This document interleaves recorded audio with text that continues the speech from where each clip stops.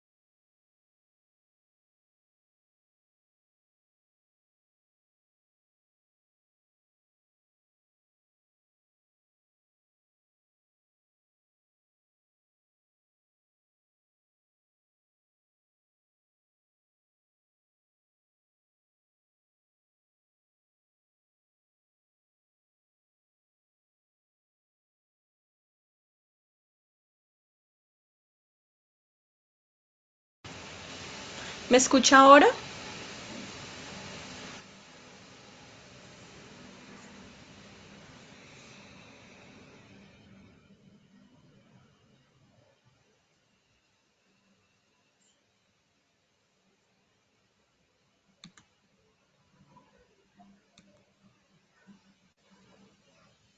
Buenas tardes.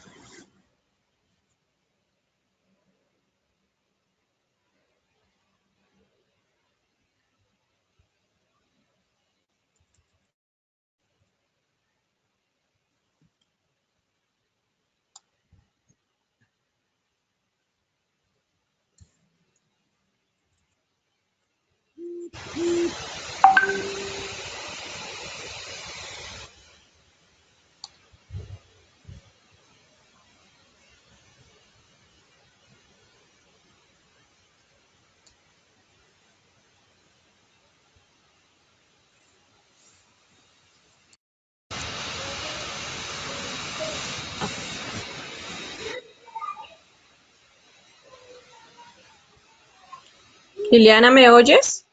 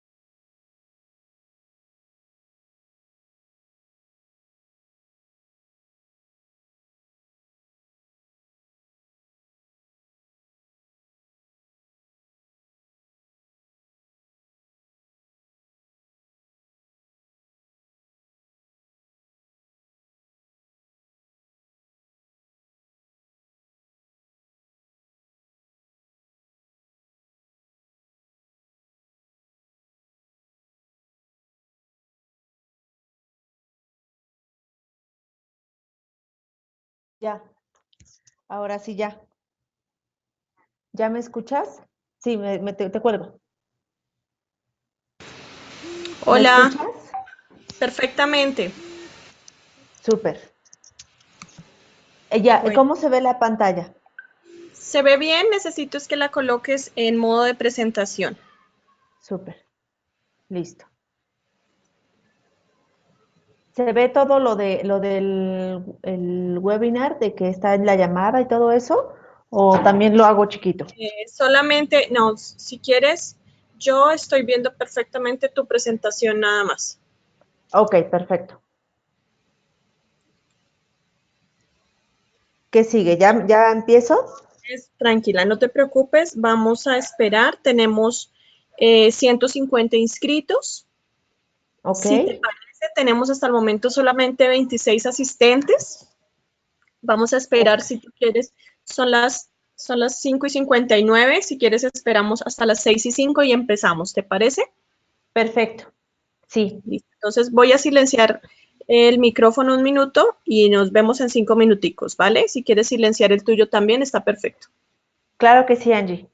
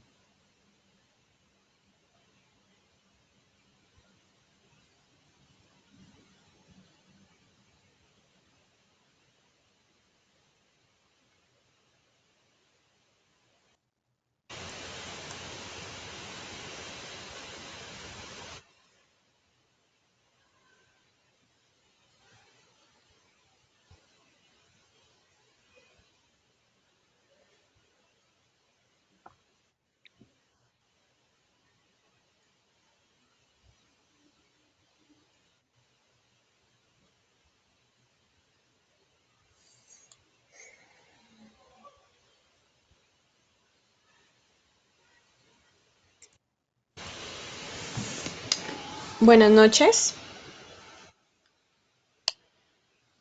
Buenas noches, Liliana, ¿me escuchas? Buenas noches, Angie. Te escucho. Bueno, perfecto. Bueno, buenas noches para todos. Mil gracias por estar conectados con la Asociación Colombiana de Farmacovigilancia en nuestra sesión del día de hoy que se llama El impacto de la intervención farmacéutica en la seguridad del paciente. Muchas gracias por su puntualidad. En honor a su puntualidad vamos a empezar de inmediato. Tengo el placer de presentarles a una persona a quien valoro muchísimo, a quien estimo muchísimo, una gran farmacéutica y una gran amiga.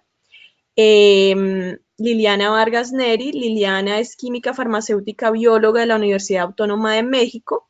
Cuenta con una maestría en ciencias y especialidad en farmacología y tiene un amplio conocimiento del área de estudios clínicos.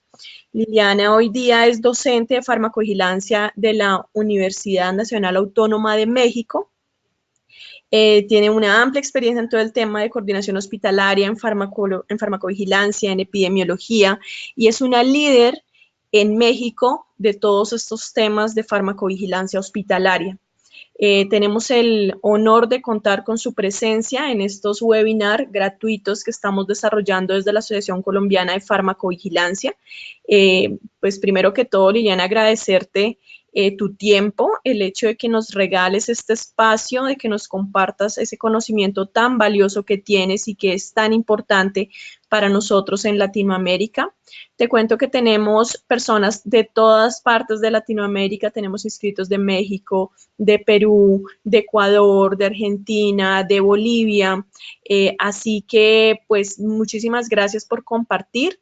Y muchísimas gracias principalmente por tu generosidad al compartir el conocimiento que tú sabes es de las cosas más valiosas y de lo que más valoramos y lo más importante para poder construir entre todos este tema de la seguridad del paciente. Entonces te doy la bienvenida y te dejo para que por favor nos ilustres con tu conocimiento. Mil y mil gracias por estar acá. Muchas gracias, Angie. En verdad agradezco la invitación. Es para mí un placer estar en contacto con ustedes y bueno, pues compartir este tema tan importante para todos los farmacéuticos en Latinoamérica. Considero que eso es más que es una oportunidad más que cualquier otra cosa, ¿no? Entonces, vamos a platicar un poquito sobre el impacto de la intervención farmacéutica en la seguridad del paciente. Aquí hago mención de dos logos que vengo representando. La Asociación Mexicana de Farmacovigilancia, que es totalmente mexicana y que, bueno, también hemos tenido la oportunidad de convivir junto con la Asociación Colombiana de Farmacovigilancia y el Colegio Nacional de Químicos Farmacéuticos Biólogos México, Asociación Civil, que es un colegio que lleva más de 65 años con la integración del gremio farmacéutico. Y bueno, pues vamos a empezar. Primero que nada, pues todos sabemos que el medicamento se desarrolla a través de diversas fases de investigación clínica, en donde nosotros esperamos que tanto la seguridad y la eficacia sean valoradas y se den conclusiones pertinentes sobre los medicamentos. Y nosotros al final esperamos que los medicamentos a los que se están exponiendo nuestras poblaciones sean tanto seguros como eficaces. Nosotros lo que esperamos de un medicamento es que cuando es comercializado, pues llegue al paciente de una manera directa, en donde no haya ningún riesgo que pueda ser inherente a este medicamento más que aquellos que fueron documentados en la investigación clínica. Esa es la expectativa del medicamento con el paciente. Sin embargo, vemos una realidad. Y la realidad es que en el viajar del medicamento al paciente, pues tenemos diversas circunstancias que pueden aumentar la probabilidad de que algún evento adverso se presente. Muchas de estas circunstancias pueden ser prevenibles, otras no, dependiendo de cómo van a estar los sistemas. Aquí tenemos, por ejemplo, una imagen ilustrativa de una carretera en donde por más que se trató de garantizar la seguridad de todos estos transeúntes, pues resulta que hay algunas curvas en donde no podemos garantizar esto. ¿Qué es lo que podemos hacer entonces? Pues nada más minimizar riesgos. Es así como nosotros vemos que el uso de los medicamentos pues ya va a tener un riesgo inherente de causar algún daño. Resulta que por ahí del año 2000, en este libro de Errar es humano, se habló de que los eventos asociados a los medicamentos eran causas de muerte. Y más que nada, se refirió a que todos estos eventos podían ser prevenibles. Resulta que con esto no solo vimos al error de medicación y a todos estos eventos asociados a los medicamentos como algo que nos estuviera causando daño, sino que nos está matando.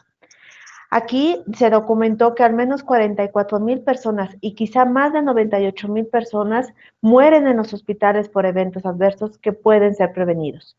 De ahí que la Organización Mundial de la Salud lanza en el 2009 una definición sobre la seguridad del paciente, que precisamente es la reducción del riesgo de daño innecesario asociada a la atención sanitaria hasta el mínimo aceptable.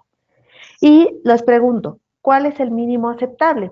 Desgraciadamente, cuando se trata de un paciente ajeno o un paciente que jamás en la vida hemos visto, resulta que este mínimo aceptable es algo que dices, bueno, pues al menos 1 en 1,000,000 o 1 en 1,000 o 1 en 100. Sin embargo, nosotros cuando le ponemos caritas familiares a este mínimo aceptable, resulta que ya no es el 1 en 1,000 ni el 1 en 1,000,000. Resulta que si vemos que nuestro familiar es un paciente, nosotros no aceptamos ningún mínimo, es cero. Ajá. Pero, ¿qué pasa en los hospitales o en el ambiente hospitalario? Al hablar de probabilidades, no podemos llegar a un cero.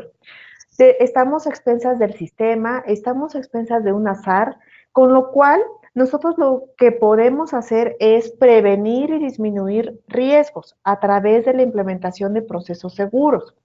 Es así que si alguien nos pregunta, ¿cuál es tu mínimo aceptable? Pues lo mínimo aceptable será lo que yo garantice con mis procesos. Entonces, para esto, nosotros necesitamos conocer el sistema de medicación. Y es que este sistema de medicación dentro de un hospital involucra un proceso complejo con múltiples fases en el que intervienen diferentes profesionales. Ya de entrada es complicado. Y es más complicado tratar de diseñar toda una balanza o una autopista que sea lineal para un sistema de medicación. Siempre vamos a tener variantes.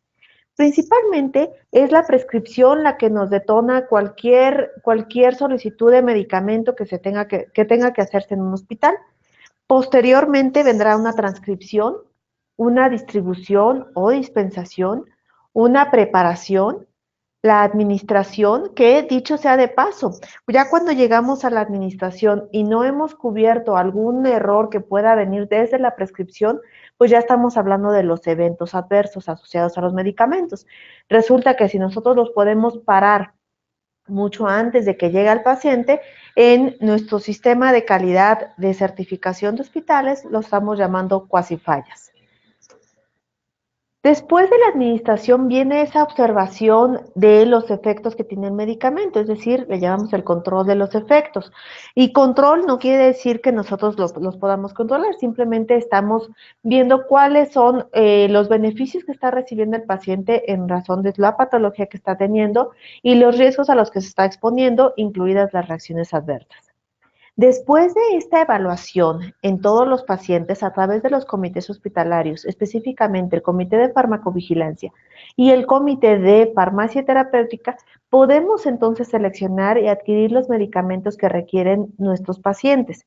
Si no es así, pues entonces tenemos que estar evaluando en referencia a los cuadros básicos nacionales y en referencia a lo que se está publicando con respecto a la seguridad y el beneficio de los medicamentos que consumimos. De ahí viene pues ya la última fase, que muchos la vemos trivial, sin embargo es muy importante, el almacenamiento. A veces este almacenamiento pues puede detener cualquier evento en los pacientes, incluido una buena identificación de medicamentos LASA, buena identificación de medicamentos de alto riesgo o algo tan simple como el acomodo de los medicamentos a través de primeras caducidades, primeras salidas. Si nosotros vemos este sistema, pues involucra varias personas, ¿no? Tenemos al médico como el prescriptor, tenemos a enfermería, al personal de farmacia como transcriptores, tenemos al personal de farmacia en la dispensación, pero también en algunos hospitales tenemos a enfermería en el área de preparación.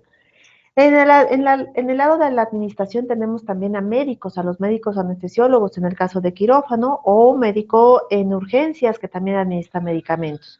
En el control de efectos participamos la mayoría de estos profesionales, ¿no? Tanto enfermería, que es la que está administrando los medicamentos, como el personal farmacéutico, que es el que está monitoreando los efectos de los medicamentos, así como el médico que está viendo si la terapia es efectiva o no.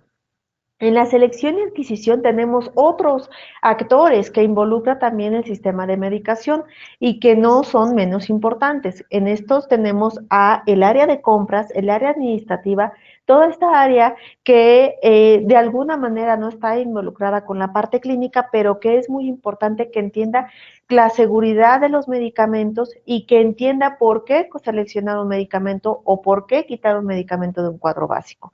En el área del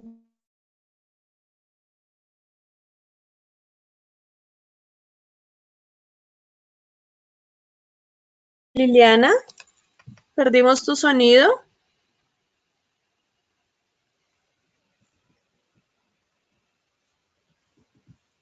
Lili, perdimos tu sonido.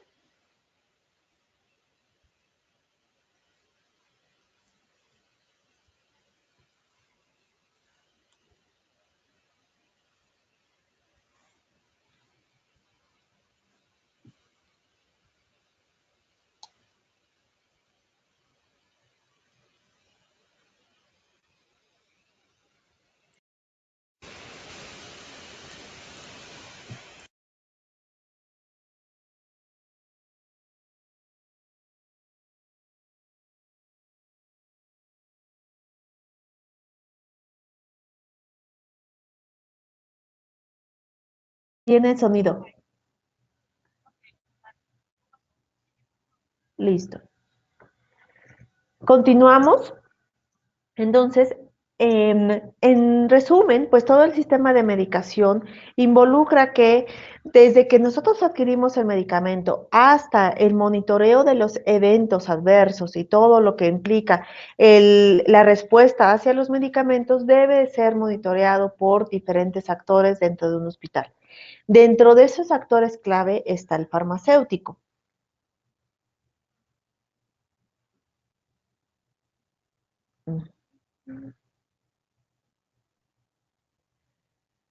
Anteriormente, nosotros teníamos este almacén que le llamábamos farmacia como aquel que se dedicaba a distribuir los medicamentos que prescribían los médicos, en donde el farmacéutico pues no tenía mucha relación ni con el paciente, ni con el personal de enfermería, con nadie en absoluto, ¿no? Solamente se encargaba de ordenar los medicamentos y de esta manera pues despacharlos prácticamente. Sin embargo, pues a través de diferentes movimientos a lo largo de las últimas décadas, hemos tenido este cambio de paradigma, en donde ya el farmacéutico sale y puede ver al paciente, ya es una atención centrada en el paciente, no en el medicamento, en donde puede ver cuáles son los efectos del medicamento, puede detectar y prevenir errores de medicación, problemas derivados del uso o mal uso de los medicamentos y acumular todos esos resultados que se obtienen de la terapia farmacológica con la finalidad de analizarla y poner una toma de decisiones adecuada con base a los resultados que se obtienen dentro de un hospital.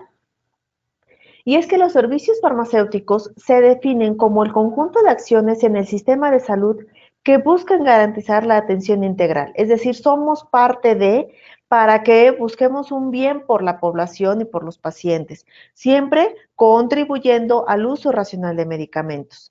Estas acciones pues tienen que ver con un objetivo de obtener resultados concretos en salud con vistas a la mejora de la calidad de vida de la población. ¿Cómo lo hacemos? Pues esto es a través de un apoyo y una promoción del uso racional de medicamentos mediante muchísimas actividades que desarrolla el farmacéutico. A resaltar, pues, está la validación de la prescripción médica, la selección de medicamentos a través de comités hospitalarios, la distribución de estos, el reporte de eventos centinelas, adversos y cuasi fallas, definiéndose los eventos centinela como aquellos que provocan un evento que conduce a la muerte o bien a una situación discapacitante en el paciente e irreversible. Los eventos adversos, aquellos que son desviaciones en el proceso que pueden o no dañar al paciente, y las coacifallas, que son desviaciones que se detienen antes que lleguen al paciente. Esto está muy relacionado en México con los sistemas de calidad hospitalarios. También contribuimos con el uso racional de medicamentos, los seguimientos farmacoterapéuticos, la atención farmacéutica y la notificación de sospechas de reacción adversa. Las sospechas de reacción adversa en México pues son aquellas que aún no tienen la causalidad con el medicamento, sin embargo se tienen que notificar de acuerdo a nuestra norma, la norma 220 de farmacovigilancia. Entonces, nosotros vemos que estos servicios farmacéuticos pues involucran una gran cantidad de actividades y que suponemos que el impacto sobre la seguridad del paciente va a ser mayor. Pero ¿cómo podemos suponer esto? Resulta que nosotros tenemos que tener procesos clave, procesos estratégicos y procesos de apoyo. Dentro de los procesos clave está, sin más, la promoción de la salud, una dispensación correcta que va aunado con el uso racional de medicamentos, la farmacovigilancia, el acompañamiento farmacoterapéutico, el apoyo a la automedicación responsable, en este caso hablando de farmacias comunitarias, y están los procesos estratégicos. El servicio farmacéutico no solamente es proporcionar un servicio, sino gestionar, planificar, analizar resultados, proporcionar información y apoyar en la toma de decisiones de los directivos. Resulta que en México, pues tenemos diferentes dificultades para la introducción del farmacéutico en los ambientes hospitalarios. ¿Por qué? Porque nuestra normatividad no incluye al farmacéutico como un ente o un profesional de la salud que esté directamente relacionado con la atención del paciente. ¿Sí? El profesional farmacéutico prácticamente es aquel jefe de farmacia que pues está destinado simplemente a las actividades administrativas y de farmacia como tal dentro de un hospital. No trasciende hacia las actividades anteriormente mencionadas. Entonces, ¿qué es lo que nos pasa dentro de los servicios de farmacia en los hospitales? Lo que nos pasa es que no nos conocen. El médico o la enfermera no conoce cuáles son las actividades del farmacéutico. Y si nosotros hablamos de impacto, pues resulta que dándonos un recorrido por la literatura, encontramos muchos artículos que nos dan este impacto, no solo en la seguridad del paciente, sino que también en la prevención de eventos adversos, en los costos, en la calidad de vida. Vamos a verlos. Por ejemplo, este artículo, ¿no? En donde precisamente la intervención farmacéutica en un departamento específico provoca que la mayor cantidad de los errores sean detectados durante un proceso que llamamos conciliación de la medicación. Esta detección oportuna hace que cualquier error que pudiera convertirse en un evento adverso no llegue al paciente y pueda ser analizado y prevenido. Asimismo, tenemos, por ejemplo, en la intervención en farmacias comunitarias, en donde, pues, este artículo demuestra reducción de costos, uso de medicamentos correcto, de manera correcta, y evitar consultas médicas recurrentes y evitar nuevas prescripciones. Es decir, que los medicamentos se estén usando de una forma racional entre la población. Tenemos, por ejemplo, este artículo que no se queda solo en demostrar un impacto sobre la seguridad, sino también sobre la mortalidad, ¿no? Tenemos aquí que las intervenciones para el uso, el tratamiento de vancomicina en pacientes con una bacteremia, pues resulta que fue eficaz, tan eficaz que aumenta la sobrevida de los pacientes que tuvieron esta intervención. ¿Y cómo lo hicieron? Es aquí donde se da de notar este impacto. Pues resulta que él llega al médico, prescribe su vancomicina vía intravenosa, sin embargo, llega el farmacéutico y colecta todas las características del paciente, hace también su análisis para hacer un ajuste de dosis de vancomicina en el caso de que se requiera, y se comunica al médico los regímenes actualizados de vancomicina. ¿Qué pasa con esto? Que pues ya después de un monitoreo y de las intervenciones aceptadas, estos investigadores lo que hicieron es graficar cuál es la intervención o cuál es el valor de esa intervención. Y nada más y nada menos que redujeron la mortalidad en estos pacientes en comparación con los grupos que no intervinieron. Tenemos aquí un trabajo, aquí les muestro un trabajo que hemos estado realizando en el hospital Ángeles Acoxpa, en donde a través de la conciliación de la medicación en pacientes geriátricos, nosotros obtuvimos diversas resoluciones de discrepancias, de tal manera que cerca del 94% fueron resueltas después de haber encontrado 549 discrepancias. ¿Qué pasa con esto? Que nosotros estamos disminuyendo la ocurrencia de discrepancias y estamos disminuyendo la probabilidad de que los eventos adversos asociados a medicamentos lleguen a los pacientes, en especial a este tipo de pacientes que los consideramos vulnerables. Tenemos esta revisión sistemática en donde nos muestra la intervención farmacéutica en las enfermedades cardiovasculares. Resulta que se hace una revisión de todas las bases. Nosotros ya tenemos varios artículos que podemos fácilmente encontrar en la literatura, en donde no solamente se va en la seguridad del paciente, sino que aumentamos también la adherencia terapéutica, disminuimos los costos de atención hospitalaria, disminuimos las hospitalizaciones y por ende aumentamos calidad de vida y aumentamos la sobrevida de los pacientes hospitalizados. Entonces, si nos damos cuenta cómo se hace todo esto y cómo podemos evaluar el impacto, nosotros tenemos que ver diferentes estrategias para que la intervención farmacéutica tenga efecto. Y estas intervenciones pues se basan en estudios farmacoepidemiológicos, pero en donde se evalúan las barreras de seguridad. Y si nosotros comentamos el sistema como un proceso complejo, pues basta con que cada uno de ese sistema tenga sus barreras de seguridad pertinentes, ya que esas barreras de seguridad, aquí les muestro el caso del queso suizo, en donde pues ya todos como farmacéuticos nos la sabemos, ¿no? Esos hoyitos en cada una de las rebanadas significan que son las fallas que existen en estos procesos y que si de alguna manera se alinean, va a ocasionar un daño en el paciente. Y aunado a esto, bueno, ¿qué es un error de medicación? Resulta que un error de medicación es cualquier acontecimiento prevenible que puede causar daño al paciente o dar lugar a la utilización inapropiada de los medicamentos y vacunas. Es de resaltar la palabra prevenible. ¿Por qué? Porque resulta que es cuando están bajo nuestro control, que si nosotros generamos un buen sistema de medicación con sus diferentes barreras de seguridad, vamos a poder prevenir daños. Estos incidentes están relacionados con diversos factores, incluidos la práctica profesional, con los mismos productos, ¿no? A veces tenemos ahí los medicamentos que se parecen, que tanto la presentación como la forma farmacéutica se parece, o bien con los procedimientos y con los sistemas. Esto es de lo más importante en los hospitales. A veces, por más que queramos cambiar nuestros sistemas hospitalarios, nuestros sistemas de medicación, pues resulta que carecemos a veces del recurso humano o carecemos de herramientas tecnológicas o carecemos de diversas estrategias de comunicación con nuestros profesionales de la salud. Entonces es ahí donde nosotros podemos atacar y podemos intervenir de una manera eficaz.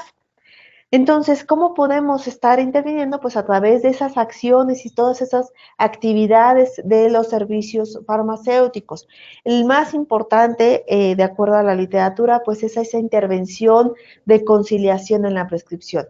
Si nosotros vemos a la prescripción hasta arriba del sistema de medicación, pues vemos que si nosotros detenemos los errores que puedan surgir de esta prescripción, vamos a detener todos los errores que puedan venir río abajo de este proceso.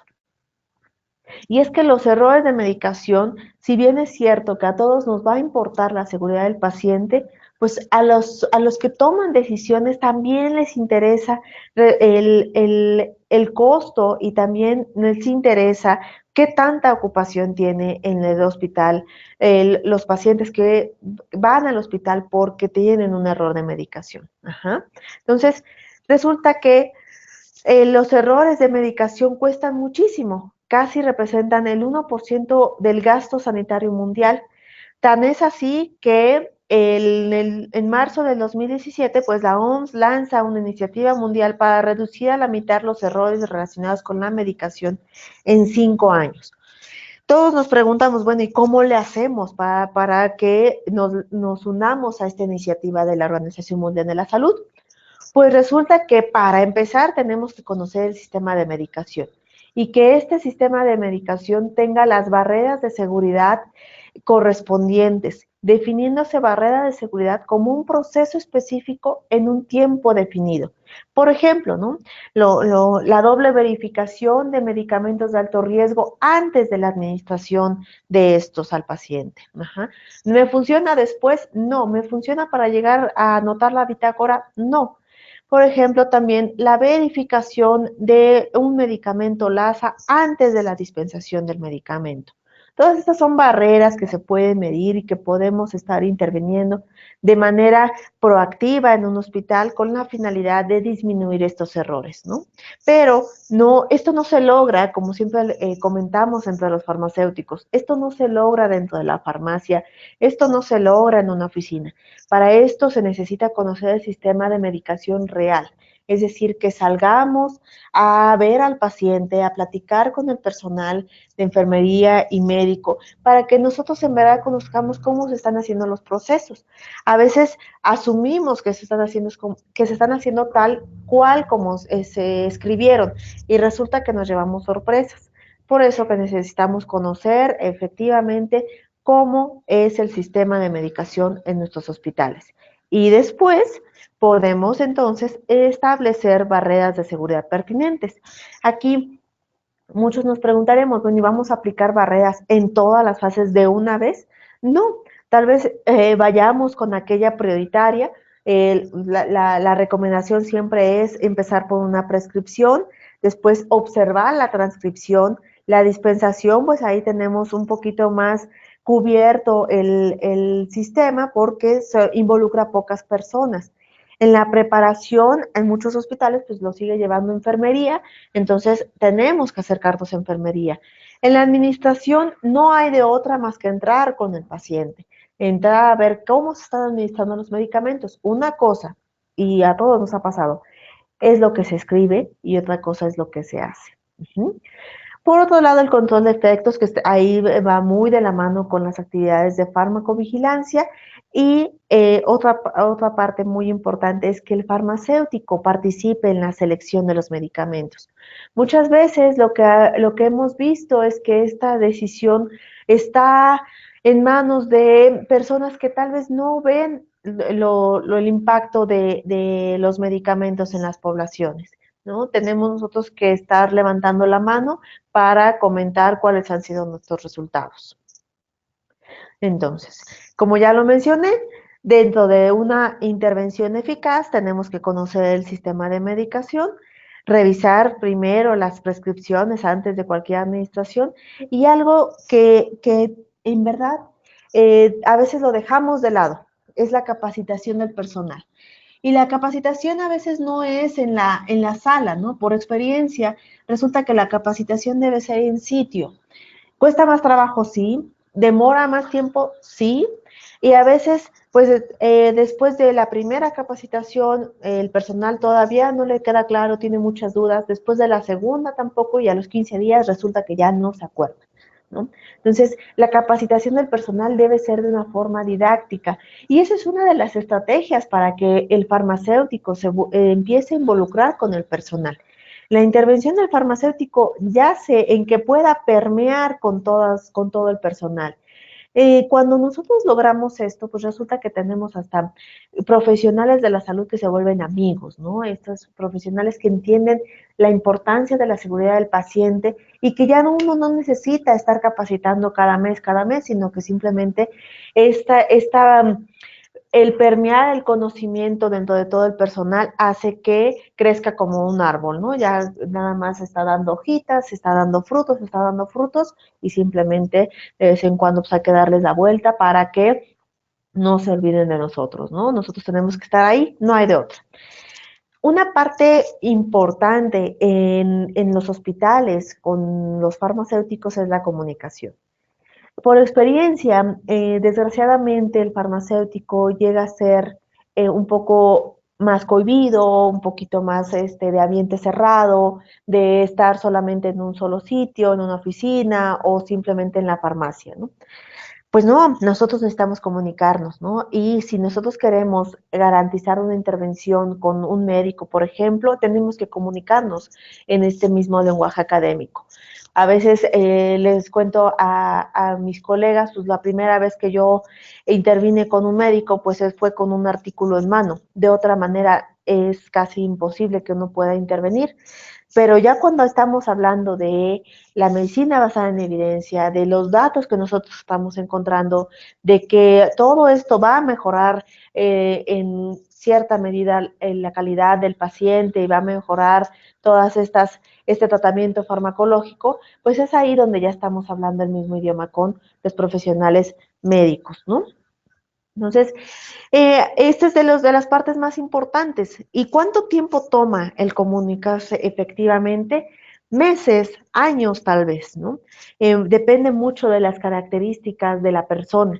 A veces tratamos de que la comunicación sea efectiva y a veces se torna un poco, pues, de indicación, de autoridad o de apego a proceso. Sin embargo, esto debe ser más por convencimiento y de una manera agradable para que estas intervenciones sean tomadas de una manera segura y de una manera eficaz.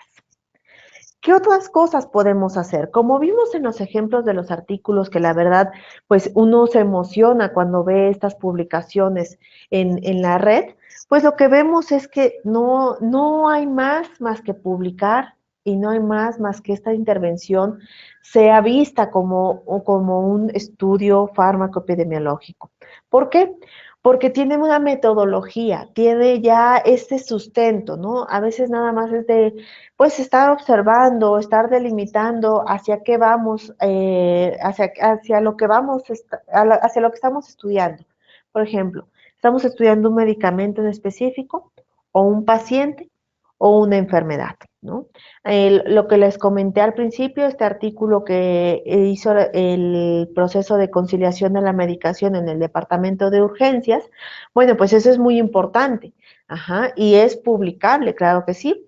Tenemos los estudios retrospectivos que sin duda pues delimitarán la calidad de la información, pero tenemos también los estudios prospectivos. La mayoría de los farmacéuticos pues lo que estamos haciendo en el día a día lo podemos delimitar con un estudio epidemiológico. Y por otro lado tenemos algo que en México pues nos ha servido mucho. Resulta que el Consejo de Salubridad General pues ha emitido los estándares de certificación de hospitales, en donde ha tomado mucho en cuenta a la farmacia y dentro de esto las actividades de farmacovigilancia. Entonces, si nosotros tenemos una buena colaboración con el Departamento de Calidad Hospitalaria, pues resulta que empezamos a formar alianzas. Y mucho de lo que maneja calidad, pues son los indicadores hospitalarios, ¿no? Los indicadores de cómo se están llevando a cabo los procesos, tanto los indicadores de resultado como los indicadores de proceso, los llamados estudios sombra, que también son muy útiles para analizarse en los diferentes comités, en especial el Comité de Calidad y Seguridad del Paciente. Es ahí donde nosotros entramos, sin lugar a duda, con una buena intervención para que, en primer lugar, seamos vistos como una parte importante dentro de la atención del paciente, que seamos vistos como una parte que también garantiza la seguridad, que también reduce costos y que también va a tener un impacto directo con la visión que se tenga dentro del hospital.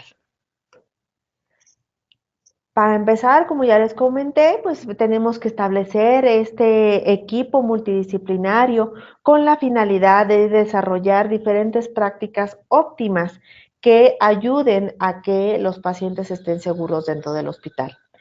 Tenemos que anotar sin lugar a dudas los errores de medicación. Los errores de medicación, desgraciadamente, a veces llevan esta actitud punitiva. Esta actitud punitiva debe ser evaluada y debe ser quitada de los sistemas porque lejos de ayudar a la notificación de errores de medicación, pues lo que hace es que todos estos errores se empiecen a ocultar. y que solamente estemos viendo aquellos eventos centinela en donde tiene que acudir el médico a valorar al paciente y tiene que cambiarlo de algún sitio de hospitalización normal a una unidad de terapia intensiva. Entonces, evitar el sistema punitivo es algo de lo que los hospitales nos han demostrado que funciona para que aumente la notificación de estos errores. También debemos apegarnos a metas internacionales, entre ellos está la meta 1, que ya son acciones esenciales, en donde pues tenemos que pedir que el paciente se identifique como tal en todas las actividades antes de la administración de los medicamentos, cuando se está administrando el medicamento, durante las transcripciones, en la dispensación de medicamentos, así como las indicaciones verbales solamente en casos de urgencia. A veces abusamos de ese teléfono o inclusive nos hemos encontrado de vez en cuando prescripciones ya en estos métodos modernos de WhatsApp, los cuales pues acá en México por nuestra normativa no nos permiten y pues tendremos posteriormente a futuro que evaluar qué tan seguro es esto, ¿no? Para nosotros pues, no es nada seguro recibir una indicación médica por este tipo de aplicaciones, ¿no? También tenemos que, de alguna manera, exigir a los prescriptores que tengan las características normativas en la prescripción, en donde no vayan incompletas estas prescripciones y que además para algunos medicamentos, como son los medicamentos de alto riesgo, por ejemplo, un electrolito concentrado, vaya correctamente identificado y con las especificaciones que requiere para su preparación. Algo que ya no podemos quitar, pues es la manera en cómo se prescribe, ¿no? A veces tenemos expedientes en donde la prescripción es a mano, a veces tenemos expedientes en donde ya es de manera electrónica, sin embargo, en ambos, pues no está exento de una ortografía, una pronunciación o puntuación, ¿no? A veces la diferencia de una coma puede hacer la diferencia entre la vida y la muerte. Entonces tenemos que exigir barreras de seguridad en este aspecto. Por último, pues ya viendo cómo podemos intervenir eficazmente y que nuestros resultados se vean palpables en la mortalidad, la morbilidad del paciente, no aumentando la verdad, sino disminuyéndola, disminuyendo estos días de hospitalización, pues está la educación. Y mucho se habla de la educación al paciente. Aquí pues es un reto porque el paciente no es un profesional de la salud, si bien nos va, por ahí nos encontraremos a un médico hospitalizado, pero la mayoría no es profesional de la salud. Entonces tenemos que bajar este lenguaje para que lo entienda, no es para que, ay, pues a ver lo que cache, ¿no? O a ver lo que puede entender de todo este conocimiento, no, sino tenemos que bajar este nivel de lenguaje en donde palabras coloquiales puedan ayudar a entender la importancia de que los medicamentos se manejen adecuadamente, específicamente al alta. Resulta que un paciente cuando está hospitalizado, pues a veces se le suspenden sus medicamentos de uso crónico, pero cuando se va de alta, pues se quedan las dudas de lo sigo tomando, no lo sigo tomando, cambio la dosis y muchas de estas dudas son explicadas por el médico, pero a veces no son explicadas. Entonces es ahí donde empezamos esta educación y este seguimiento del paciente. Si nosotros logramos estas intervenciones multicomponentes, pues resulta que vamos a estar vigilando que el paciente no presente eventos adversos asociados a medicamentos, no solo en el hospital, sino en casa, ¿no? Aquí tenemos ya programas en México sobre el médico en tu casa, pues está en el escritorio, ¿no? De que también el farmacéutico esté en tu casa, ¿no? Estas intervenciones van más allá, en donde podemos estar vigilando la respuesta de los medicamentos. Por último, tenemos los sistemas de información automatizados. Ya la tecnología nos alcanzó y bueno, pues ahora tenemos ya todo en la palma de nuestra mano, dirían, y pues esta información debe ser bien utilizada. Así como les mostré algunos ejemplos en donde la intervención farmacéutica ha sido eficaz y se ha documentado como un éxito, bueno, pues también estos sistemas de información deben ser cuidados y manejados con diversa cautela para que demos una recomendación acertada y que la intervención farmacéutica sea exitosa en nuestros hospitales.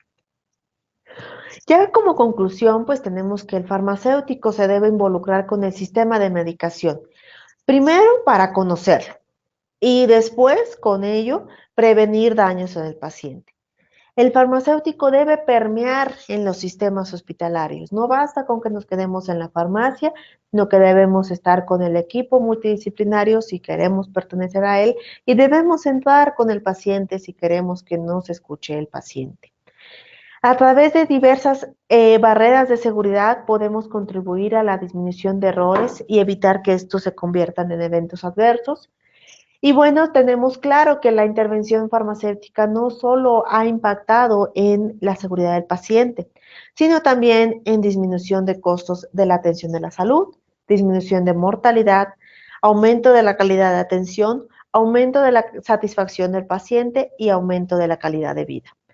El farmacéutico, sin lugar a dudas, debe seguir utilizando estrategias, entre ellas la metodología, entre ellas estudios farmacoepidemiológicos, para demostrar que la intervención es útil para los sistemas de salud.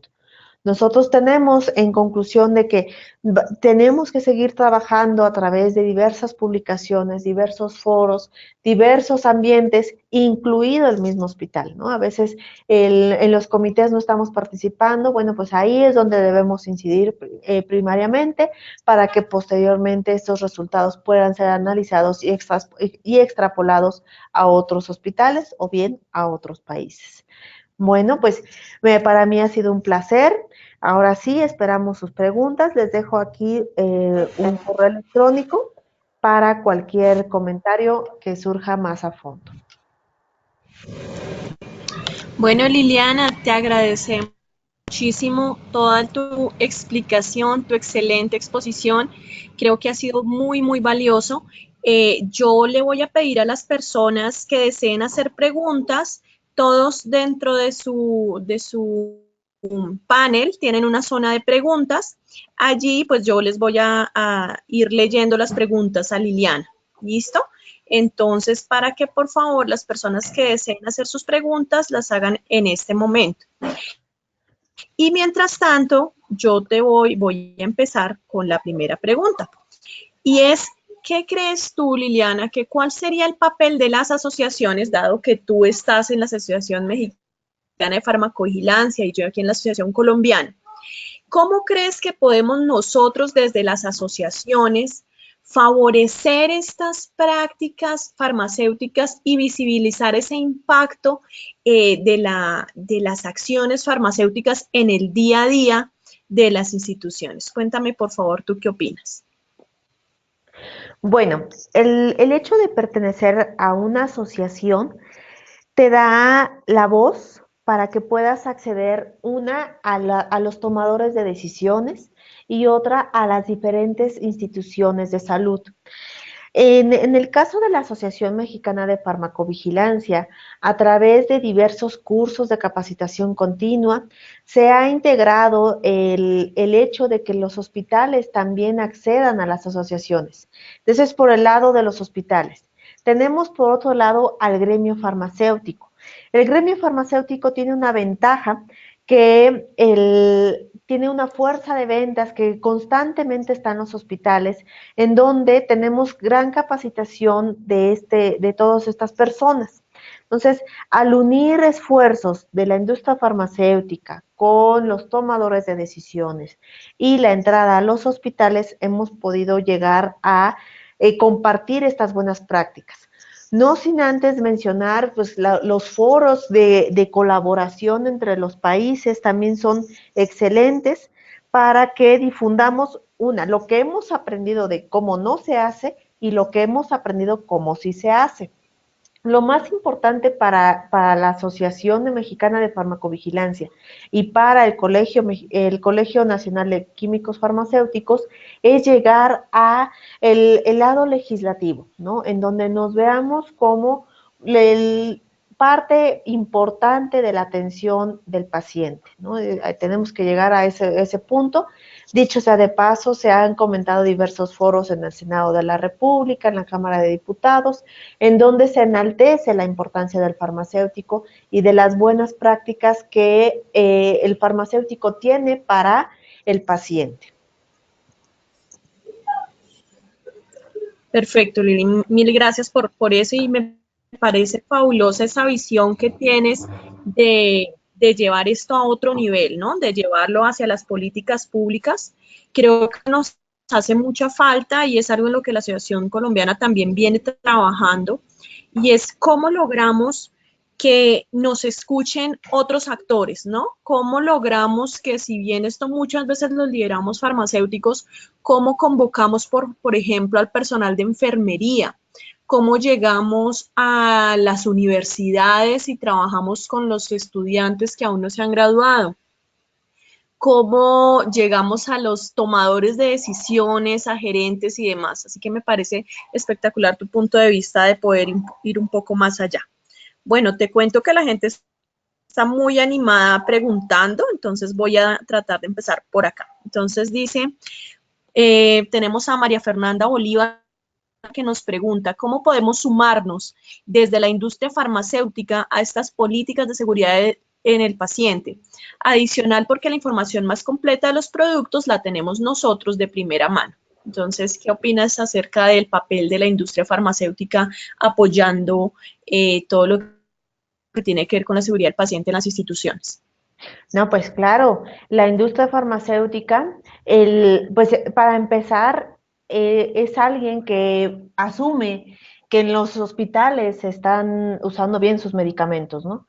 Pero ya cuando conoce cómo es este lado, pues el contacto se vuelve esencial, ¿no? El apoyo se vuelve esencial. Si bien es cierto que dentro de los hospitales pues tenemos algunas políticas de restricción de información, porque eso es lo que al menos pues en los hospitales en donde estoy pues pasa, ¿no? O sea, no podemos compartir cierta información y todo lo que sea, pero lo que sí es muy importante es la capacitación que da la industria farmacéutica y viceversa, la capacitación que da el hospital a la industria farmacéutica, que eso es algo que dices, bueno, viene la industria, viene el experto en el medicamento y te va a capacitar. Ah, ok, perfecto. Y está todo el grupo médico, el grupo farmacéutico, el grupo de enfermería, principalmente enfermería, dice, mira, ya lo sé usar. Pero después de unos meses resulta que se usa de otra forma. Esa comunicación es importante porque aparte nutre a la información para prescribir y el responsable del registro sanitario ve cómo se está usando el medicamento en la vida real. Entonces, es un aprendizaje para ambas partes y el único beneficiado es el paciente en donde con una información para prescribir actualizada se pueden tomar mejores opciones terapéuticas. Sí, es importante. En este caso, por ejemplo, nosotros siempre pedimos apoyo de la industria para que nos apoyen en capacitaciones, en cursos dinámicos, pues si bien es cierto, el hecho de estar comercializando un producto, pues nosotros tenemos la obligación de conocer cómo funciona ese producto, ¿no? Entonces, este acercamiento, pues sí, resulta esencial. ¿Me Bueno, escuchan? excelente. Sí, te estoy Sí. oyendo perfecto. Es que tenía el micrófono silenciado, pero ya. Vale, por aquí nos pregunta Elizabeth Benavides. Hola Liliana, gracias por la presentación. La falta de asistencia a infusiones por razones administrativas, como por ejemplo falta de dispensación del medicamento o que el centro de infusión esté cerrado, digamos, todos estos fallos operativos administrativos. Pregunta, ¿se debe reportar a farmacovigilancia? ¿Tú qué opinas, Lili? Las fallas ya administrativas, creo que hay que escalarlo, más que a farmacovigilancia solamente como un área, hay que escalarlo a los comités. Por experiencia, el Comité de Calidad y Seguridad del Paciente es un comité en donde están todos los directivos, incluidos los administrativos, ¿no? Farmacovigilancia lo que va a hacer, pues, es emitir política, emitir recomendación. Sin embargo, si nosotros lo escalamos hacia un comité de calidad y seguridad del paciente, pues vamos a llegar a las personas que queremos llegar. ¿no? La farmacovigilancia ayudará a gestionar que se resuelvan las situaciones. Sin embargo, el tema del recurso económico corresponderá a los administrativos. Entonces yo recomendaría que se subiera, se escalara hacia el Comité de Calidad y Seguridad del Paciente.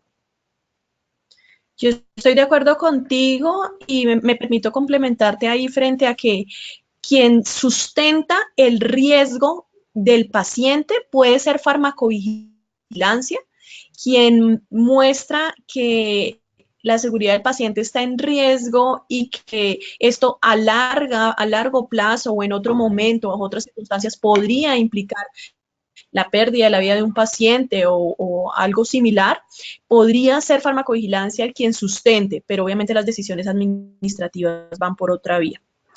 No sé Así si es. estás de acuerdo con. Perfecto. Totalmente, así es. Bueno, tenemos una pregunta de Aide Cabrera. Con relación al apoyo que se da ahora con la normativa para la intervención del farmacéutico en los hospitales, ¿ha influido las universidades para facilitar y dar su aporte en la formación e implementación del tema? Entiendo que es algo así como que si los chicos que estamos formando, tanto tú como yo, Lili, en las universidades realmente salen preparados para poder abordar todo esto que quisiéramos nosotros desarrollar. Sí, sí ha habido apoyo. En este caso estamos en la reestructuración de los programas en la Facultad de Química. Hablo de la Facultad de Química como pues una de las universidades en México que más aporta químicos farmacéuticos al país. No es la única, tenemos casos extraordinarios en otro estado, que es el estado de Hidalgo, en donde pues ahí también está la licenciatura en farmacia. ¿Qué es lo que pasa? Que nosotros tenemos que estar adecuándonos a lo que nos pide la sociedad. En este caso, tenemos grandes controversias. Sin lugar a dudas, tenemos personas preparadas en donde tenemos que ajustar los programas académicos para que el profesional egrese con todos los fundamentos necesarios. Sin embargo, el problema en México es que las plazas son escasas.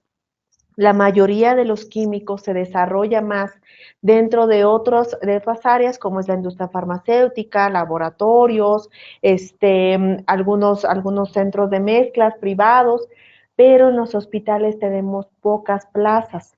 ¿Qué es lo que hacemos? Pues fortalecerlo, ¿no?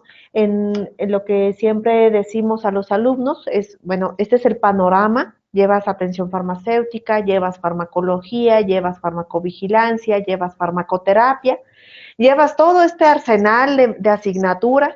Ahora lo que te toca es, si te gusta el ambiente hospitalario, tienes que hacerlo bien. Y para eso hay un entrenamiento a finales de la carrera, que es la estancia estudiantil. Y la mayoría de alumnos que escogen esta estancia estudiantil en un hospital llevan otro tipo de conocimiento, que ya es la práctica. Eso es lo que nos ha ayudado. Sin duda, las instituciones nos piden que los profesionales salgan con más conceptos de servicios farmacéuticos, pero la complicación que actualmente tenemos es la generación de plazas. No tenemos tantas plazas en los hospitales, si bien nos va, tenemos una o dos a lo mucho, no tenemos tantos. Tenemos ejemplos muy, muy buenos en el ambiente privado, en donde ha habido hasta 30 farmacéuticos ya contratados como plaza de farmacéuticos, pero pues son uno o dos en el país, ¿no? La mayoría no contamos con estas plazas. Entonces es Perfecto. difícil convencer al alumno que se dedique a esto. Perfecto, bueno, esa pregunta nos la hacía Aide desde Bolivia. Voy a pasar a la pregunta de Graciela Taipe, que está en Perú. Buenas tardes, doctora Liliana. Primero, felicitarla por su ponencia. Quisiera preguntarle sobre qué herramientas y técnicas se utiliza para reportar las reacciones adversas a medicamentos. Desde Perú, Lili, esa pregunta. Sí, Bueno, en México ya entró en vigor la nueva norma, ya es la tercera norma para farmacovigilancia. Entró de lleno en enero de 2018, en donde de las principales características de cambio es la notificación a través de una plataforma que se llama NotiReporta. A través de esta plataforma y de acuerdo a la normativa, nosotros podemos enviar ya directamente a nuestro Centro Nacional de Farmacovigilancia todas las sospechas de reacciones adversas, absolutamente todas. La verdad es que ha facilitado en sobremanera la notificación. ¿Qué hacemos nosotros? En el hospital, para aumentar la notificación, para que no se vea como un proceso más, lo que hacemos es preguntarle directamente a los profesionales de la salud en el hospital. ¿Tú presentaste alguna reacción adversa? ¿Fuiste testigo de alguna reacción adversa? Y es ahí donde nos dicen, ¿sabes qué? Sí, ok, bueno, lléname este formatito. Es un formato solamente que nos alcanza para que demos la identidad del paciente, el medicamento sospechoso, cuál fue el evento y quién está notificando. Este formatito lo tenemos en todo el hospital y a veces lo recogemos ya en cuanto llegamos o a veces ya nos dicen, nos tocan y todo, ¿no? Pero de ahí viene el proceso de estar analizando qué es lo que nos está llegando. Este proceso ya está de acuerdo a norma, lo enviamos a través de esta plataforma, se llama NotiReporta, lo cual ha facilitado en sobremanera que todo ya se maneje por vía electrónica y recibimos un acuse en donde ya se nos da el seguimiento de la notificación. Desconozco si en los países, anteriormente nosotros en México, pues era puro papel, ¿no? Y lo enviábamos por correo electrónico. Pero ahora ya es con esta tecnología que la verdad ha ayudado bastante. Se ha transmitido a todos los médicos también y enfermería para que pueda notificar, pero lo que sí hemos hecho hincapié es que pase a través de farmacovigilancia, de la unidad de farmacovigilancia para que nosotros le demos el seguimiento oportuno. Perfecto, Lili, muchas gracias. La siguiente pregunta es de un amigo también cercano de la Asociación Colombiana de Farmacovigilancia, Jersey Robles, líder de CEPAFAR en Perú, un líder así como tú y como yo, Lili. Y Jersey nos dice, cordial saludo, ¿cuáles serían los retos a futuro de los farmacéuticos de atención primaria? Teniendo en cuenta en algunos países se ha dejado de lado la seguridad de medicamentos. Creo que este tema también lo hemos discutido mucho. Lili, Sí. ¿qué quieres comentar sobre atención primaria? Uy, pues en hospitales, ahí está un poquito más difícil. Desgraciadamente, les comento la historia de aquí, ¿no?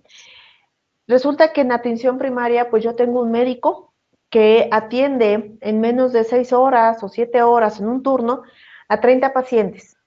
Entonces, dista mucho de ver la seguridad de los medicamentos. Tenemos otro problema en donde la educación a través del ambiente de farmacia, pues tampoco está de la mano, ya que muchas veces, como yo les he comentado, solamente se tiene un farmacéutico, los demás no son farmacéuticos. Entonces, esto quita mucho para ver cómo se están comportando los medicamentos en atención primaria. ¿Qué es lo que eso sí, algunos hospitales han hecho? Pues a través de estas estancias estudiantiles, prácticas profesionales, se han establecido módulos de atención farmacéutica. Sin embargo, estos módulos son por voluntad propia. ¿Qué ha funcionado? Sí. Sin embargo, pues como dicen, lo que no está escrito no está hecho. Entonces falta la publicación de que esta atención farmacéutica esté funcionando. Mientras no haya una publicación o algo que vean los tomadores de decisiones, en este caso directivos y pues ya estos altos mandos, no vamos a poder incidir ahí, ¿no? Y menos cuando tenemos carencia de medicamentos en atención primaria, tenemos esta carencia de atención oportuna, ¿no? Me ha tocado también estar en estas clínicas en donde pues lo que urge es sacar paciente y ver si hay algo de gravedad y si no, pues el que sigue, ¿no? Estamos contrarreloj en atención primaria. Entonces, estos módulos tendrán que alzar la voz estos módulos tendrán que publicar sus resultados para ver si están funcionando sus intervenciones. Vale, Lili, muchas gracias. Bueno, tenemos la siguiente pregunta. Patricia Zuluaga nos dice, ¿existe en México trabajo entre los diferentes colegios, agremiaciones de médicos, enfermeras, farmacéuticos, con el fin de crear grupos de trabajo interdisciplinario para la generación de políticas tendientes a implementar las estrategias de seguridad en el medicamento? ¿Cómo es la situación allí? ¿Se unen los colegios, Lili? ¿Cómo lo han trabajado? Se han unido las asociaciones, en este caso de farmacia, ¿no? Los farmacéuticos, el Colegio Nacional de Químicos ha participado con la Asociación Mexicana, con la Red Latinoamericana de Farmacovigilancia, con diversos institutos. Sin embargo, aún queda pendiente el unirnos al gremio médico.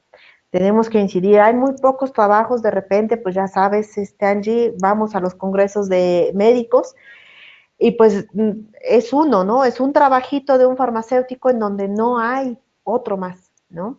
Entonces, sí nos falta todavía unirnos con los demás, ¿no? Entre ellos, o sea, el gremio médico está muy bien unido, el gremio de enfermería está muy bien unido, el gremio farmacéutico está bien unido, pero estas interacciones son muy pocas, la verdad.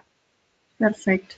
Sí, yo creo que eso es algo que es muy similar en los diferentes países. Yo recuerdo que alguna vez, haciendo una conferencia para un congreso de estudiantes, les decía, yo me siento muy feliz porque como farmacéutica me han invitado a eventos médicos, a eventos de enfermería, incluso a eventos de ingenieros biomédicos para hablar de tecnovigilancia. Creo que nosotros debemos golpear las puertas y decir, aquí estamos, podemos trabajar interdisciplinariamente con otros profesionales y dejar un poco esa sensación de trabajar de farmacéuticos solo para farmacéuticos, ¿no? A veces Es nos correcto. quedamos como con esa idea de que la farmacovigilancia es solo nuestra o que el uso seguro de medicamentos pues es solo nuestro y pues nada más alejado de la verdad.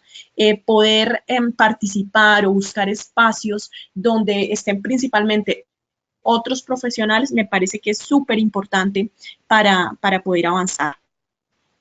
Así es correcto.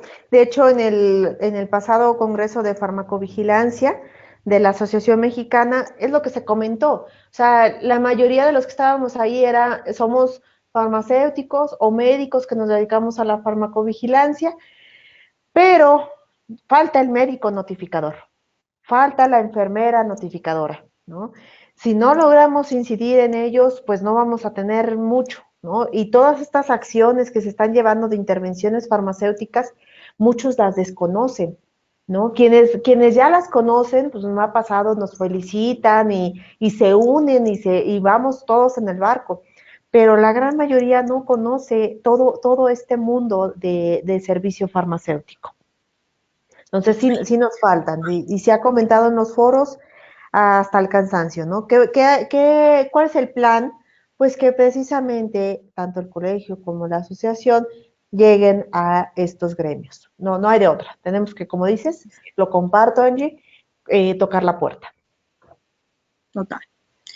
Vale, la siguiente pregunta nos dicen, ¿cuál es la manera? Creo que lo comentaste durante la conferencia de alguna manera, pero me gusta que hagan esta pregunta nuevamente. ¿Cuál es la manera adecuada de poder interactuar con el personal médico y que las intervenciones sean aceptadas? Tú dijiste que llegaste con tu artículo en la mano.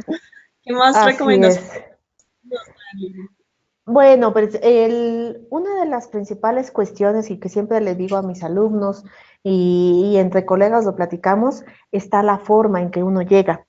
Eh, a veces uno llega como un poco ajeno, ¿no? Y es ahí donde truena la comunicación.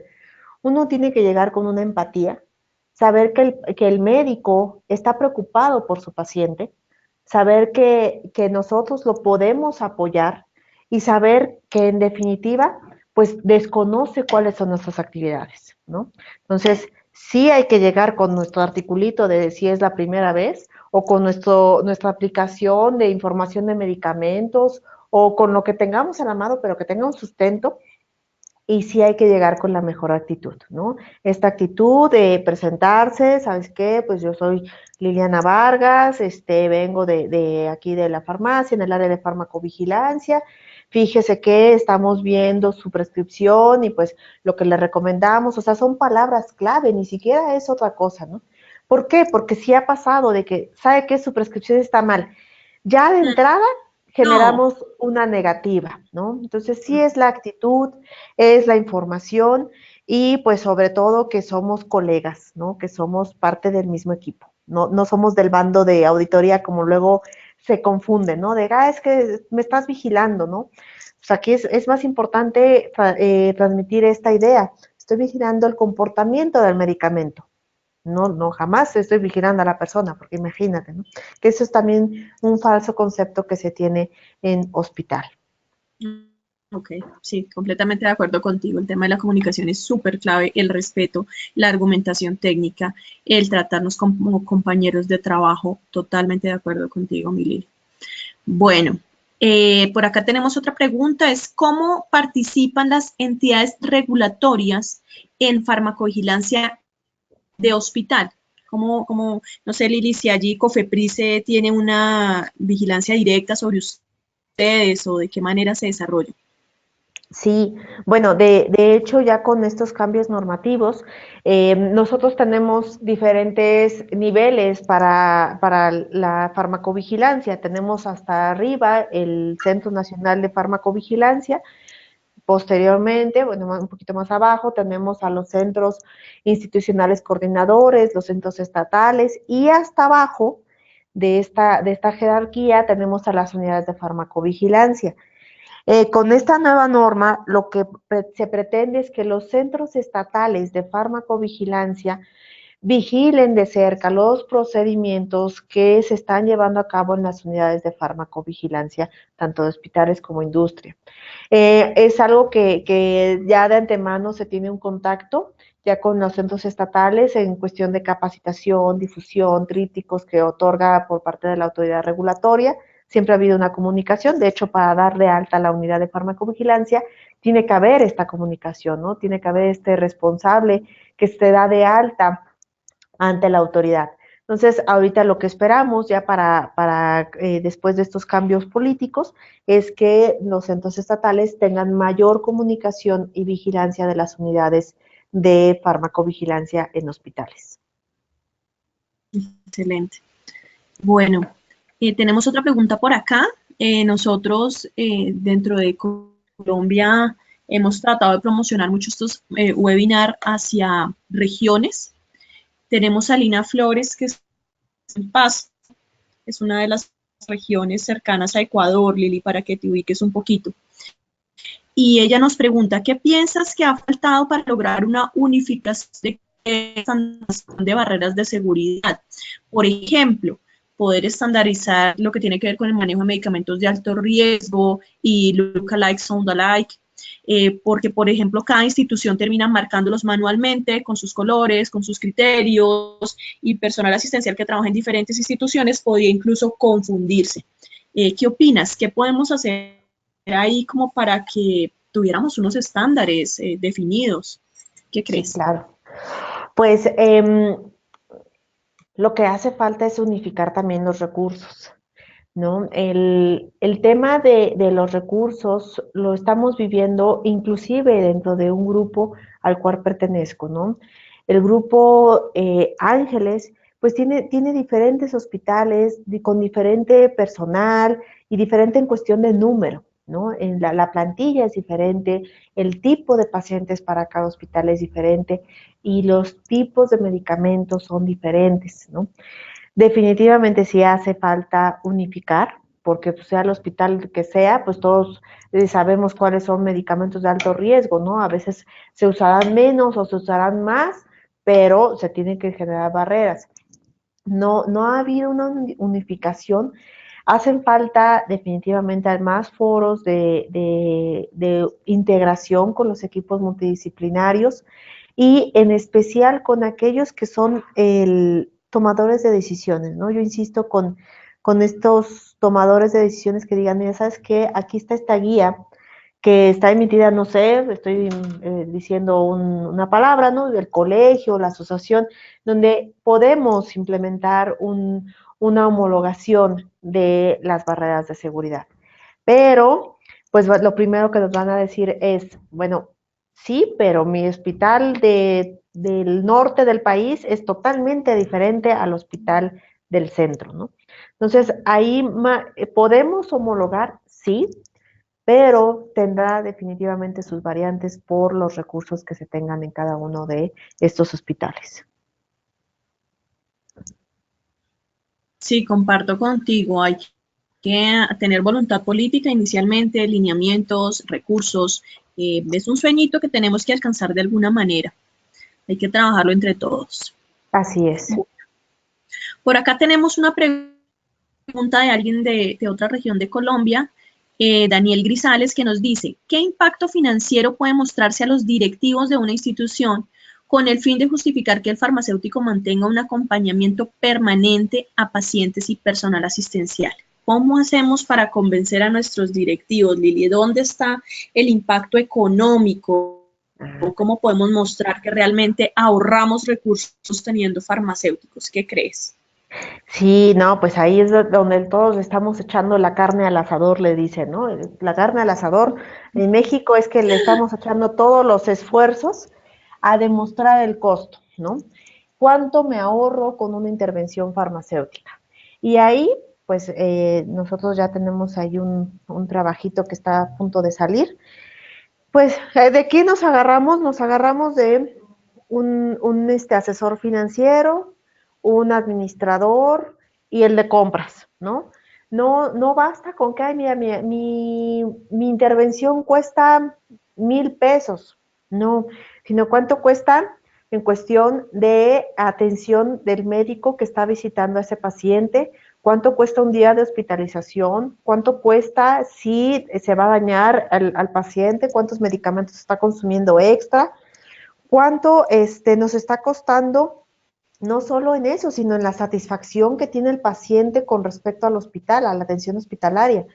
Si un paciente no regresa porque tuvo más daño que cualquier beneficio, pues es una pérdida enorme para cualquier hospital. Entonces es ahí donde nos estamos basando.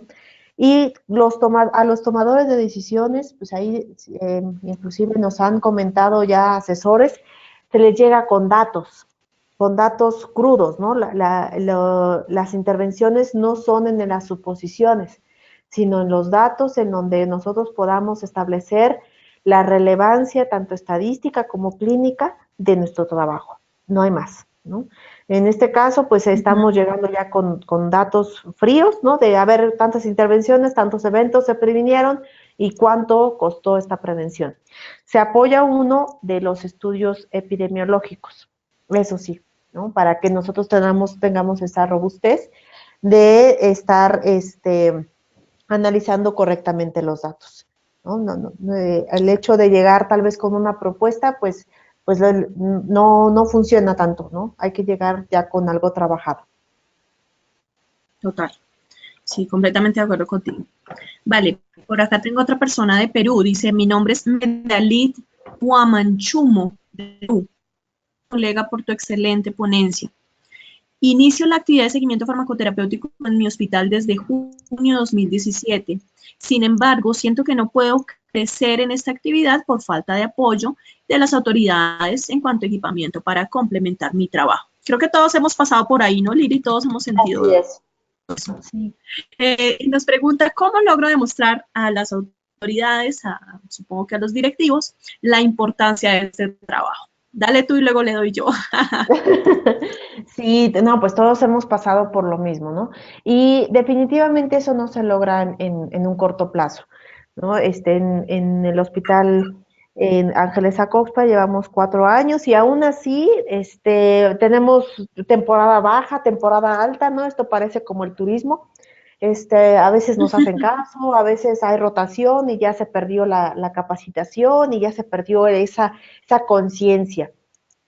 No hay de otra más que sí seguir trabajando En general, más que estoy haciendo un seguimiento farmacoterapéutico, es qué estás obteniendo con este seguimiento farmacoterapéutico, ¿sí? ¿Por qué? Porque resulta que, pues sí, está más vigilado el paciente, sí, pero ¿de qué me sirve como hospital o como directivo que esté más vigilado? Ujú. Si no veo ese dato, no es probable que no me hagan caso, ¿no? Entonces, una parte es esa, y otra parte que también funcionó, y ahí pues sí se las comparto, es el gremio médico. Cuando uno ya no habla de los resultados, habla otro profesional que es el médico.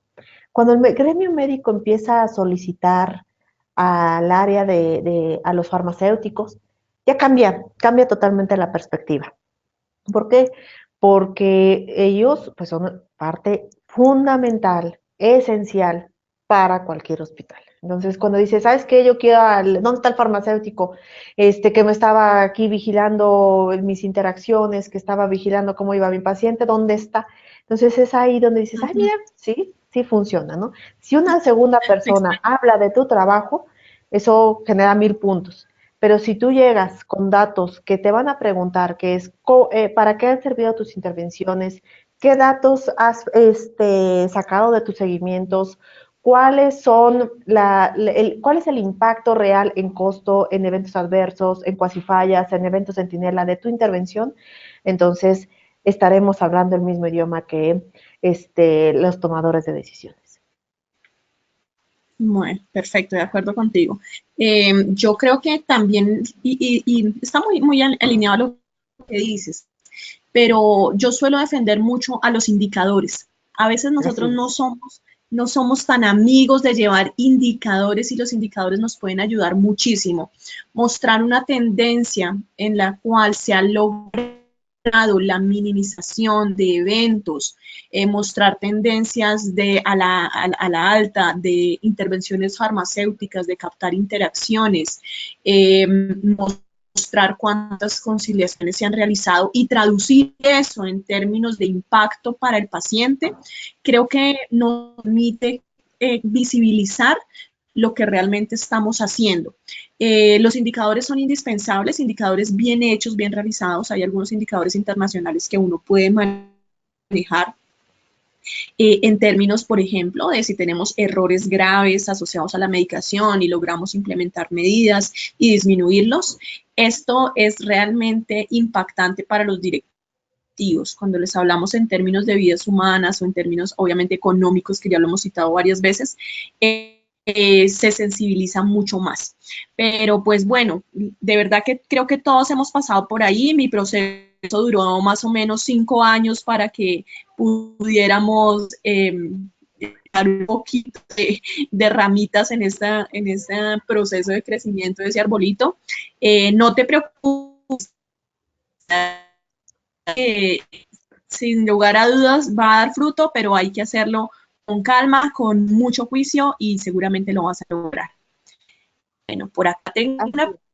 una líder que estimo mucho, que es una persona de Bolivia, la doctora Lilia Verazaín.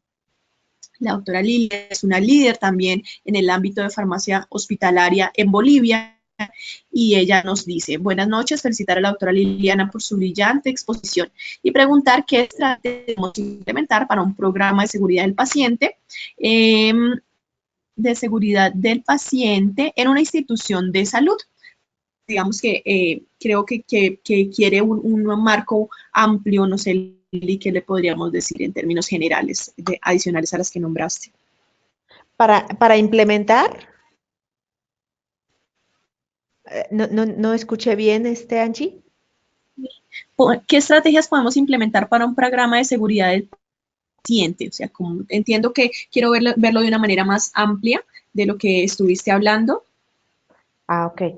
Bueno, la primera es sí llegar, como lo comentamos muy someramente, llegar a las instituciones educativas.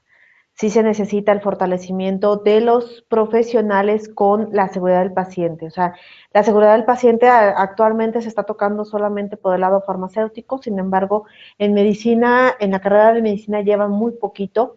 En la carrera de enfermería, pues sí, siempre le dicen, ¿sabes qué? Debes de verificar, verificar, verificar, pero la conciencia de seguridad del paciente tal vez no queda tan clara por la cantidad de materias y de práctica que llevan, ¿no? Entonces, sí atacar de manera global la parte educativa, la parte de universidades. Posteriormente, pues sí se tendrán que dirigir hacia las políticas de salud, donde se dé la importancia de la seguridad del paciente, ¿no? Existen algunos foros en donde se puede platicar ampliamente, pero lo más importante es llegar a una política de salud pública. Así es. Así es.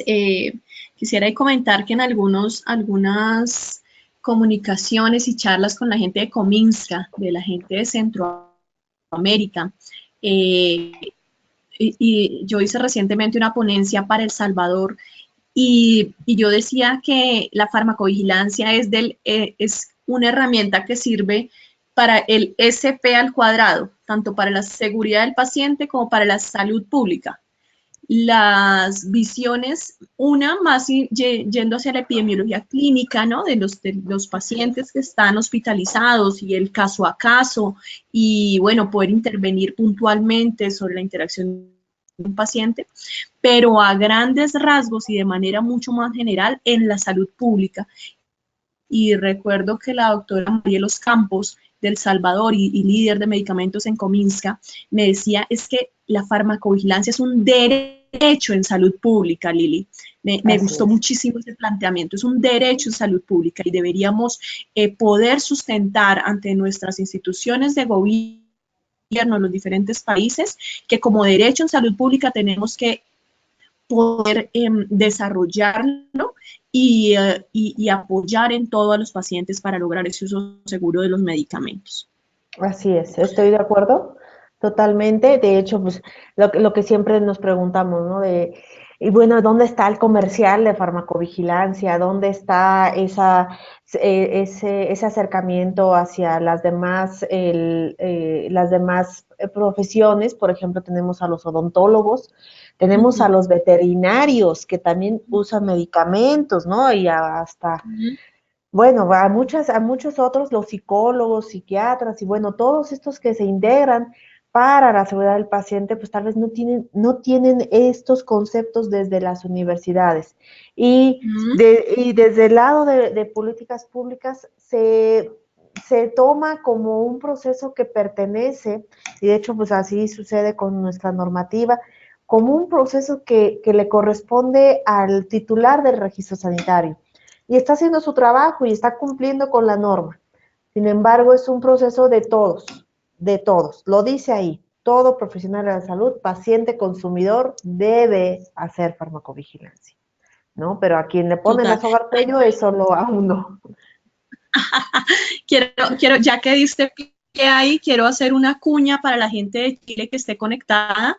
Voy a estar dictando una conferencia en Santiago dentro de la Fundación de Seguridad del Paciente Odontológico.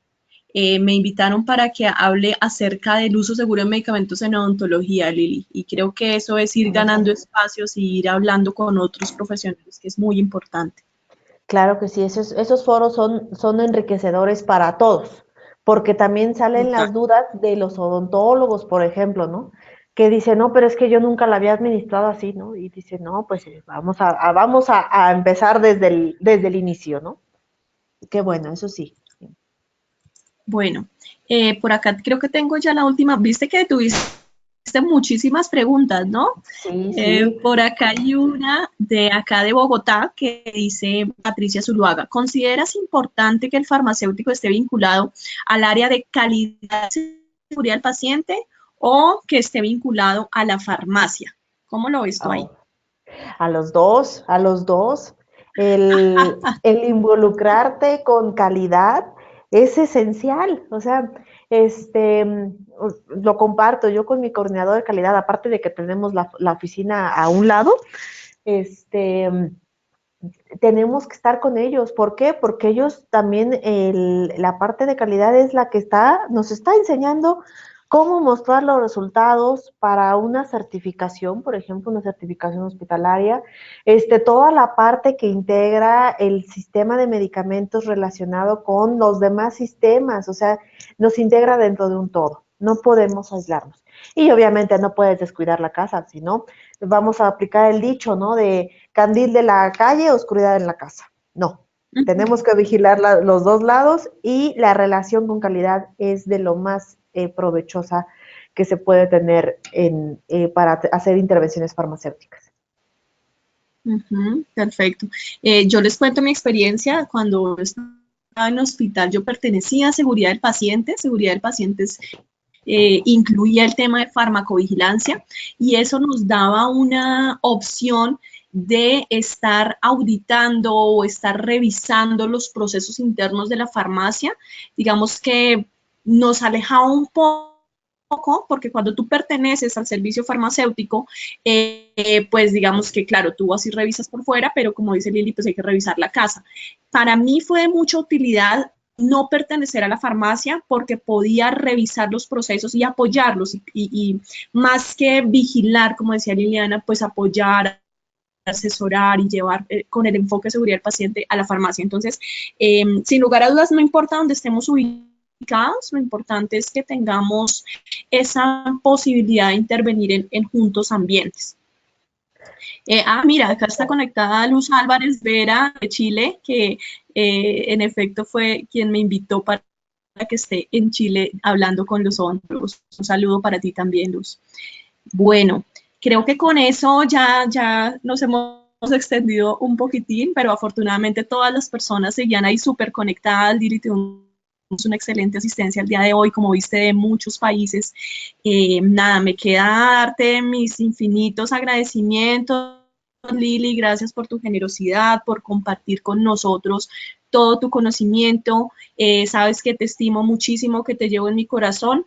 Y de verdad que mil y mil gracias por darnos toda esta información tan valiosa que ten la plena certeza que todas las personas han considerado excelente tu exposición. Entonces, mil gracias. Muchas gracias, Angie, muchas gracias a todos también. Reitero también pues este compromiso de formar alianzas para que pues entre todos nos apoyemos y que podamos compartir las experiencias. Creo que eso es algo muy bueno, ¿no? Ahorita de una de las preguntas es ¿cómo le hago a 6 meses? No, a 6 meses simplemente no te me frustres, no hagas, sigue por el mismo camino. ¿Por qué? Porque de repente esas experiencias nos sirven. A los 6 meses estamos en el reconocimiento de la actividad, ¿no? Ya al año, pues ya estamos en el reconocimiento ya del área y del personal. Y ya a los 2 años pues ya nos van conociendo y ya nos van extrañando. Pero yo agradezco mucho, Angie, en verdad esta invitación. Me reitero a sus órdenes, cualquier otro asunto que se pueda comentar también de estas intervenciones farmacéuticas, les dejo mi correo electrónico.